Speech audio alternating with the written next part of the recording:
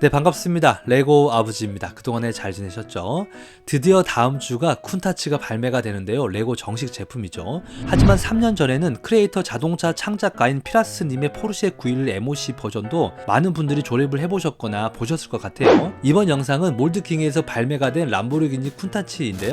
제품의 사이즈는 1:11 스케일이고요. 박스는 생각보다 작습니다. 박스의 뒷면에는 차량의 기믹들을 나타내주고 있어요. 박스 안에는 4번까지 봉투가 있는데요. 각각의 봉투에는 작은 봉투가 있어서 조립 봉투는 총 21개입니다. 큐타이어 봉투가 있고요. 타이어는 하드한 편이에요. 스티커는 많지만 저는 사용을 하지 않겠습니다. 설명서는 컬러에 맞게 잘 표현이 되었어요. 자, 이제 조립을 빠르게 시작해 보겠습니다. 첫 번째 봉투는 차량의 하부 프레임을 만들어 주는데요. 사각 프레임을 서로 연결시켜주고 차량의 하부 프레임 기본 작업을 해줘요. 작은 브릭들을 계속 붙여가면서 작업을 하는데요. 타일 브릭을 사용해서 센터 터널을 기준으로 좌우로 붙여서 시트 바닥을 표현을 해주었어요. 핸들 조향을 연동하는 기어 모듈을 장착해주고 나서 프론트 어셈블리를 만들어줍니다. 좌우로 볼 조인트를 토볼 소켓에 장착을 해주고 링크를 사용해서 연결시켜줘요. 피니언 기어 역할을 하는 5곱하기1 빔을 링크에 연결시키고요. 2곱하기1 브릭을 장착해주면 모듈은 완성이에요. 이제 메인 프레임에 프론트에 장착을 하고 조향과 핸들 기믹을 위한 기어와 엑셀을 장착을 해줍니다. 그리고 핸들을 연결하면 조향은 마무리가 돼요. 대시보드를 장착하기 위해서 브릭으로 대시보드 프레임을 쌓아줍니다. 그리고 이렇게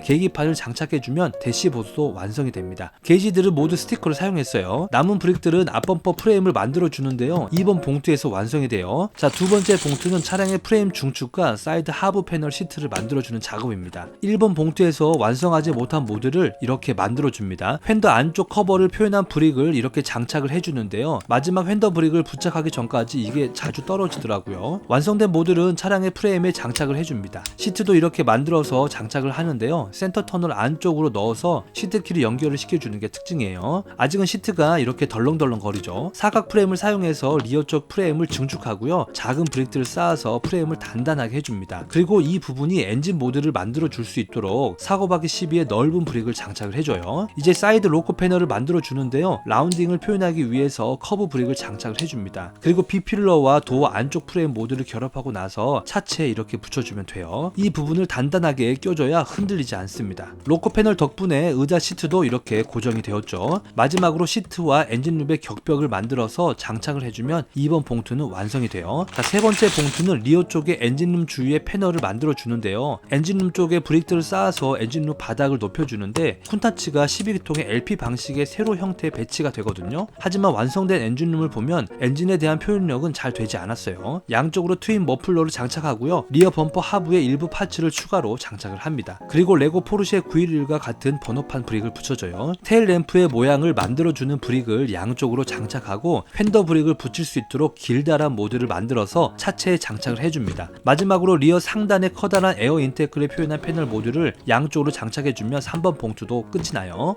마지막 4번 봉투는 차량의 패널 모듈을 사용해서 차량을 완성시키는 작업인데요. 리어 휀더 상단의 모듈을 만들어서 양쪽으로 장착을 해주고 엔진룸 양쪽의 라인과 엔진룸 커버를 장착을 해주면 됩니다. 이 모듈은 리어윙 모듈인데요. 퀄리티는 좋지 않지만 부착은 쉽게 되어 있어요. 루프는 스터드 한 곳에만 결합이 되고요. 윈드실드를 장착하는 브릭은 중간에 유격이 있어서 저는 이렇게 종이를 넣어 주었는데요. 이후에는 상당히 튼튼하게 결합이 되었어요. 도어는 단순하게 만들어지는데 안쪽 도어 트림은 빨간색 브릭으로 표현을 잘 해주었습니다. 클립에 결합을 하고 나서 도어가 위아래로 작동이 되는지 확인해 봐야 되겠죠. 하지만 흔들면 금방 내려오는 단점이 있습니다. 차량에 부착을 하고 나서 도어를 열면 90도까지 열리는 것을 확인할 수 있어요. 와이퍼도 이렇게 부착을 해주고요. 라이트는 패널로 표현을 해주었지만 실제 라이트에 팝업 기믹은 없어요. 프론트 트렁크 모듈은 패널과 범퍼를 일체형으로 만들었습니다. 차량의 클립에 장착을 해주면 되고요. 이제 휀더 브릭을 장착을 해주는데 리어 쪽은 차량의 볼륨을 표현하기 위해서 넓은 휀더 브릭인 45도 라운드 브릭을 사용했고요. 프론트 쪽은 라운드 코너 타일을 사용했습니다. 마지막으로 바퀴를 장착하면 차량은 완성이 돼요. 조립하고 나서 레고 포르쉐 911 MOC와 너무 비슷하게 생겨서 확인을 해봤더니요. MOC도 카피한 제품인 것 같기도 합니다. 레고 하면서 레고의 카피본은 절대 사지 말아야겠다는 생각이 들었는데요. 이렇게 비슷하게 조립이 될지는 전혀 생각을 못했습니다. 차량의 디자인은 3만원대의 가격을 따져보면 상당히 만족스러웠어요. 저는 스티커가 많은 4만원대로 구매를 했는데요. 네이버에서 검색을 해보니까 3만원대도 있더라고요. 그렇다면 이 제품이 가격에 비해 적당한 제품인지 함께 특징들을 살펴보겠습니다. 전체적인 디자인은 흰색 컬러라서 깨끗해 보이고요. 직선의 형태를 잘 나타내 주었습니다. 특히 도어부터 리어 휀더까지 가는 캐릭터 라인은 라운딩 브릭을 사용해서 실차량의 라인을 아주 잘 표현을 해주었습니다. 그리고 도어의 낙하 덕트도 표현을 잘 해줬죠. 하지만 뒤쪽 패널은 브릭을 사용해서 앞쪽과 음영이 표현되지 않아서 삼각형 느낌이 나는 덕트 같다는 생각이 들었어요. 도어의 특성상 유격은 있죠. 도어의 개폐는 잘 됩니다. 끝까지 열었을 때 흘러내리지는 않아요. 커다란 에어 덕트도 표현이 잘 되었는데요. 이 부분이 좀 더 경사를 줘서 덕트가 더 잘 보였으면 좋았을 것 같다는 생각이 듭니다. 루프는 고정력이 약하지만요, 반대로 루프를 떼서 전시해도 이쁠 것 같아요. 윈드실드의 A필러는 클립을 사용해서 각을 주었는데 윈드실드의 육각형 모양을 나타내려는 의도인 것 같아요. 팝업 라이트는 기믹은 없고요, 방향 지시등만 있습니다. 프론트 트렁크는 프론트 힌지 방식이라서 이렇게 열립니다. 이런 방식이 멋지긴 하죠. 엔진 후드는 블랙의 반투명으로 표현이 되었는데요, 투명보다는 더 나은 것 같기도 해요. 리어 윙도 이렇게 작동됩니다. 테일 램프의 테두리는 잘 표현이 되었지만 안쪽에 디테일한 요소는 없어요. 이 차량은 조립하면서 만족스러웠는데요, 조립의 진행 방식이나 브릭의 체결력도 이 정도 가격이면 좋았던 것 같아요. 다음 주에 레고사에서 쿤타츠가 발매가 되는데요, 이 차량과 비교가 잘 될 것 같습니다.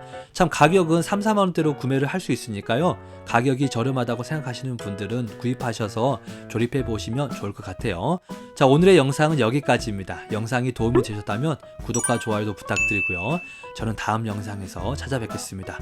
오늘도 레고와 함께 즐거운 시간 보내시고요. 행복하세요.